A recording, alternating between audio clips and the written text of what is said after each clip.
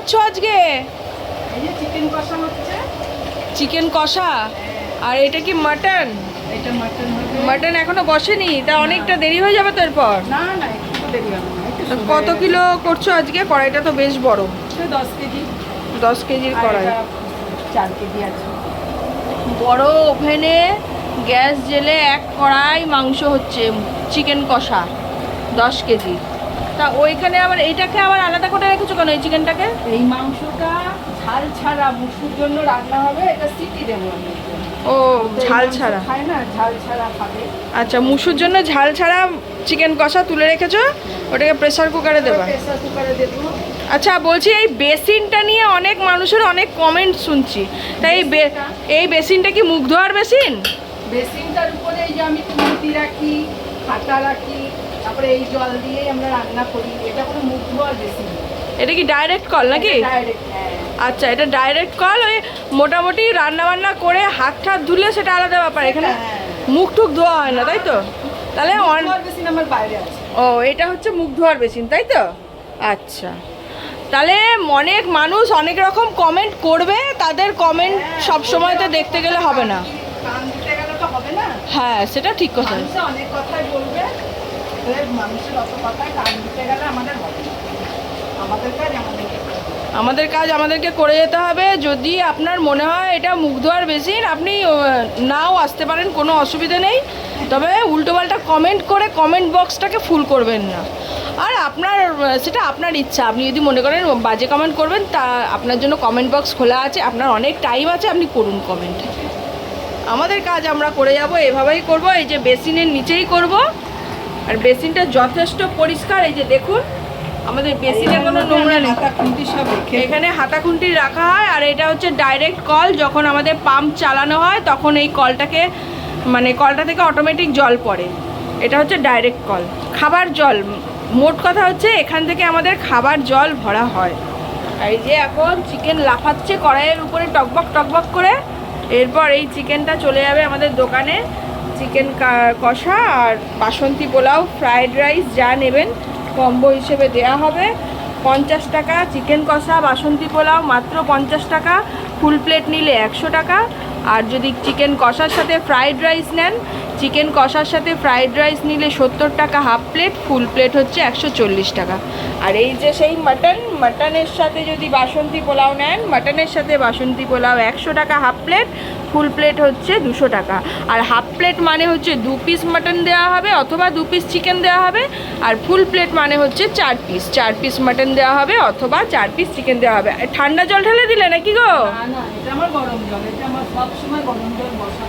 আচ্ছা, ইন্ডাকশানে গরম জল বসানো থাকে, তাই তো? হ্যাঁ, গরম জল করে ঠান্ডা জল ইউজ করি। আমাদের চিকেন মাটনে সবসময় গরম জল ইউজ করা হয়। আর গরম জল ইউজ করলে তোমরা কম বেশি সবাই জানো যে চিকেন মাটনের টেস্ট খুব সুন্দর হয়। ঠান্ডা জল দিলে, ইউজ করলে ঠান্ডা জলটা অতটা চিকেন মাটনের টেস্ট হয় না ভালো। তাই জন্য আমরা বেশিরভাগ সময়তে গরম জলটাই ইউজ করি। আর এই যে দেখো, কন্টিনিউ মানে আমাদের 3-4টে ওভেন সবসময়তে জ্বলেই। ওইদিকে জ্বলছে একটা, এই যে ছোট ওভেন একটা জ্বলছে, বাকি দুটোর মধ্যে জিনিস বসানো রয়েছে। আর এই যে এখানে মা রান্না করছে, আর ইন্ডাকশানে কন্টিনিউ জল গরম হয়ে গেছে। গামলাটাতে আর একটু জল দিয়ে দাও, একবারে গরম হয়ে যাবে। তো এই হচ্ছে। আর এই দেখো, রং ইউজ করছে, হাতে নাতে ধরে ফেলেছি। এটা কি রং দেখে নাও যদি দাঁড়াও। বুঝতে পারো। এটা হচ্ছে এভারেস্ট লেখা রয়েছে। এভারেস্টের এটা কি তুমি বলো? কাশ্মীরি মির্চ। কাশ্মীরি মির্চ। হ্যাঁ। তাহলে তোমরা ওই ফুড কালার ইউজ করো না? কখনোই না, কোনো দিনই করি না। ফুড কালার তো ইউজ করা স্বাস্থ্যের পক্ষে খুবই ক্ষতিকারক। আর আচ্ছা, তাহলে তোমার এই চিকেন মাটনে এত কালারটা এত সুন্দর রেড রেড টাইপের হয়, এটা দিলে তো হবে, আর তারপরে কষানোর পরে সব কিছু। আচ্ছা তুমি কি ওই ট্রিকটা ফলো করো, মানে গরম তেলের উপর 1 চিমটা চিনি দিয়ে দাও, ওই জিনিসটা করো? হ্যাঁ। দিয়ে তারপরে পেঁয়াজ টেয়াজ সব দিয়ে তারপরে যেরকম কষানো হয় সেরকম কষাও, তাই তো? আমি তো তোমার থেকেই শিখেছি, তাই তোমাকে একবার জিজ্ঞেস করলাম যে এখনও কি ওরকমভাবেই লালটা করো না? একদম ওইটা করলে ওরকম লাল হবে। মানে ঘরোয়া খাবার ঘরোয়াভাবে তৈরি, তাই তো? মূল কথা হচ্ছে এটা, আমাদের ঘরোয়া খাবার সবসময় ঘরোয়াভাবেই তৈরি হয়। সেই জন্য ঘরোয়া টেস্ট তোমরা পাও। যারা ভালো বলো, ভালো বলার 100টা মানুষের মধ্যে ভালো বলার মানুষ হচ্ছে 80 জন, 20 জন নেগেটিভ কমেন্ট করবে। করবে, এটা মানুষের ধর্ম। সেই যারা খারাপ বলার তারা খারাপ বলে। তাতে আমাদের কোনো কিছু আসে যায় না। এই যে এই মানুষটা এই গরমের মধ্যে ঘেমে, একবার দিকে ঘোরো মা, এই যে গরমের মধ্যে ঘেমে রান্না করছে। এখন তোমরা বলতেই পারো মাকে দিয়ে খাটাচ্ছে, মেয়েটার ভিডিও করছে। করবো। মা তো করবে, আর ভিডিওটা যখন মেয়েকে করতে হবে, ফোনটা তার হাতে, তখন অবশ্যই রান্না করা যায় না। এটা নিশ্চয়ই কাউকে শেখাতে হবে না। তো আমি এখন ভিডিও করে দিচ্ছি, মা এই যে রান্না করছে। এটা কি দিচ্ছ? সিক্রেট মশলা? হ্যাঁ, না গরম মশলা। আচ্ছা, গরম মশলা। এটা সিক্রেট মশলাটা তাহলে কখন দেবে? নিজে হাতে বানানো যে মশলাটা, ওটা দেবো, এখনই দেবো। ওটা মানে নামানোর পর নাকি? ওটা নামিয়ে দেবো। আচ্ছা, ওটা নামানোর পর আমার মা দেয়। যাই হোক, মায়ের হাতের চিকেন কষা ছোটো থেকেই মানে একদম আমার ফেভারিট। দারুণ রান্না করে মা। মায়ের রান্নার কাছে কোনো রান্না মানে ঠেক পাবে না। মানে এটা সব মায়েরই, এটা সব মায়েরই, মানে সব ছেলে মেয়ের তার মায়ের রান্নার মতো রান্না কোথাও লাগে না। ঘরের মায়ের রান্নাই বেস্ট। যতই বড় বড় রেস্টুরেন্টে খাও, যতই যেখানেই খাও না কেন, মায়ের রান্না হচ্ছে বেস্ট। আর এই যে আমাদের হয়ে গেছে গরম গরম চিকেন কষা। এর উপর চলে আছে এটা কি কসুরি মেথি নাকি?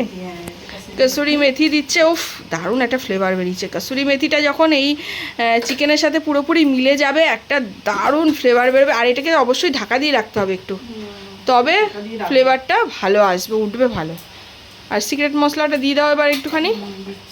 ওটা দিলে আরও মানে সিক্রেট মশলা বলতে আজকে তোমাদের বলেই দিই, মা বিভিন্ন রকম ঘরোয়া সব রকম গোটা মশলাটাকে ঘরে শুকনো খোলায় ভেজে নিয়ে তারপর বেটে একটা নিজের মতো করে বেটে একটা মশলা তৈরি করে। আর এই দেখো চিকেনের আস্তে আস্তে কালারটা আরও উঠবে, যত একটু ঠান্ডা হলেই পুরো তেলটা উপরে ভেসে উঠবে, দারুণ লাগবে একদম। আজকে পুরোপুরি চিকেন রান্নার পদ্ধতি সবাইকে দেখিয়ে দিলাম। সবাই এরকমভাবে বাড়িতে রান্না করো, খাও, দেখো, তারপর আমাকে বলবে যে কেমন লাগলো। কসুরি মেথি দিয়ে নিশ্চয়ই ভাতের সঙ্গে ভালো লাগবে না? না, ভাতের সাথে অতটা ভালো লাগে না। ভাতের সাথে বাসন্তী পোলাও এইসব না, অনেকে পাতলা করে ঝোল করে হালকা কসুরি মেথি দেয়, ভালো লাগে, খারাপ লাগে না। আচ্ছা, সেটা হতেও পারে। হ্যাঁ, কিন্তু আমরা বেশিরভাগ সময়তে কসুরি মেথি ছাড়াই ঘরের রান্নাটা করি, মানে ভাতের সাথে খাওয়ার জন্য। ফ্রাইড রাইস পোলাওয়ের সাথে এটা একটু দেওয়াই যেতে পারে। আর ঘরের রান্না একটু হালকা করে করা হয়, মানে পাতলা, আর একটু পাতলা হবে। এটা এরকম গাঢ় গাঢ় কষা কষা হয়েছে, ওটা একটু পাতলা পাতলা হবে। তো আজকের মতন এইখানেই আমি শেষ করছি ভিডিওটা। ভালো লাগলে অবশ্যই পেজটাকে ফলো করে দিও, আর লাইক কমেন্ট শেয়ার করতে ভুলো না। Thank you.